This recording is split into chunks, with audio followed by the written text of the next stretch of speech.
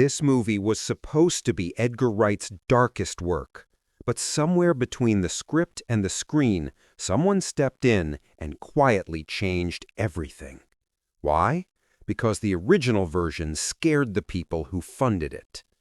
Today, I'm telling you what they erased and why they didn't want you to know. Edgar Wright didn't sign on to remake The Running Man because he wanted another neon-drenched studio sandbox. He did it because he thought he could finally fix something that had bothered him since he was a teenager. Stephen King's novel wasn't a campy game show action comedy. It was one of King's bleakest, angriest books.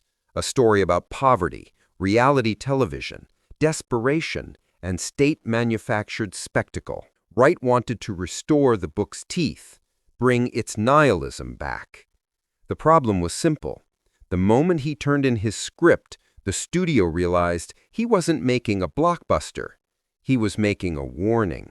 When Wright pitched the project, executives heard what they wanted to hear. A commercially proven filmmaker brings a known Stephen King title back to life with an ascendant Hollywood star. They pictured a glossy hit. Wright pictured a knife. His early drafts weren't just faithful to King, they were confrontational. No comic relief, no triumphant swagger, no camp. A story shot through the lens of late-stage capitalism, digital surveillance, AI manipulation, and the industrialized cruelty of modern entertainment. He described it privately as the most uncomfortable film of my career. When the script went up the ladder, the temperature in the boardrooms dropped. The studio had expected dystopian entertainment, not dystopian indictment. Wright leaned into the King ending, the plane crash finale, the ultimate act of televised defiance. Executives saw terrorism imagery, PR nightmares, and international market risk. Wright saw truth. They saw box office. The difference became the fault line that shaped the entire production. The first sign something was wrong came during what the studio called alignment meetings. These weren't traditional development sessions. These were discussions designed to soften the film's edges without admitting they were doing so. Executives proposed phrases like audience positioning, tone accessibility, socio-cultural sensitivity. But what they meant was simple. The movie was too dark, too angry, too uncommercial. A prestige filmmaker had delivered a prestige film, but they had greenlit a blockbuster. And blockbusters aren't allowed to feel hopeless. Wright pushed back, hard. This was the project he'd been chasing for years, the rare studio film where he wasn't trying to be funny, clever, or referential. He wasn't trying to be Edgar Wright TM. He wanted to be honest. But honesty was the very thing that scared the studio most. They wanted something sharp, but not cutting, political, but not polarizing, faithful, but not fatalistic. What they actually wanted was the impossible, a dangerous film without danger. The second sign came when the studio asked him to reconsider the ending. They didn't say, change it. They said, reconsider. The way corporate emails say, just checking in, when they mean, answer me before I escalate this. Their concern wasn't subtle. A plane used as a weapon, even in fiction, risks international backlash. Wright understood the concern, but believed the power of the book was in its brutality.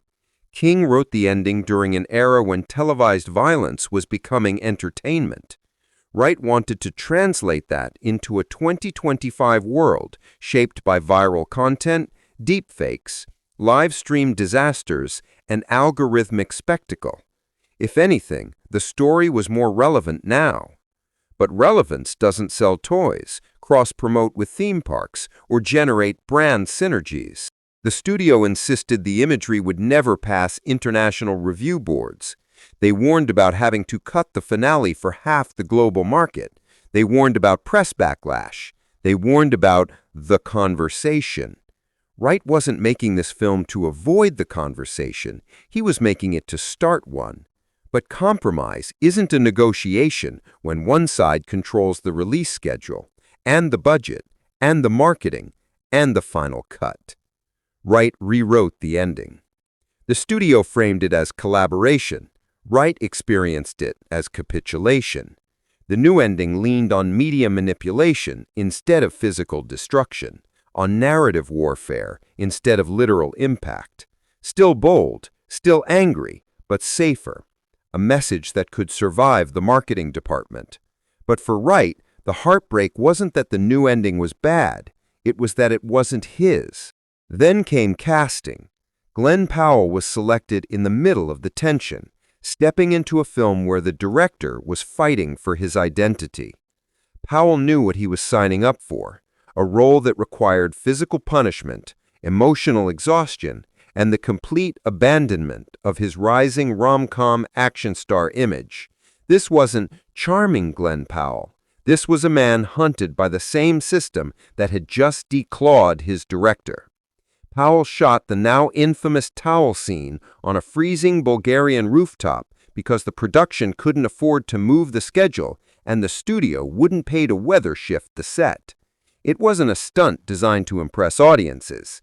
It was a symbol of the film's reality. The star freezing, the director negotiating, the studio calculating. Crew members whispered that the production felt like two movies happening at once. Wright was making The Running Man, a bleak anti-capitalist nightmare with the emotional brutality of a 1970s political thriller. The studio was making The Running Man TM, a shiny IP revival they could sell to global audiences. What landed in theaters is the uneasy fusion of the two, a film caught between the vision that birthed it and the machine that contained it. The most revealing moment didn't come from Wright, or Powell, or even the producers. It came from a critic in a film trade publication who wrote, "The Running Man feels like the most fascinating kind of failure, a visionary fighting a system that doesn't reward sincerity." They didn't know how accurate that was. They were watching the aftermath of a creative battle where the director won the right to make the film, but lost the right to make it entirely his own. And yet, paradoxically, the result is more revealing than if he'd won outright. Movies that bend under pressure show their cracks. This one shows the fingerprints of everyone who touched it. The director's ambition, the studio's fear, the actor's commitment, the cultural anxiety surrounding violence and media manipulation. Wright didn't just adapt King's story, he lived it.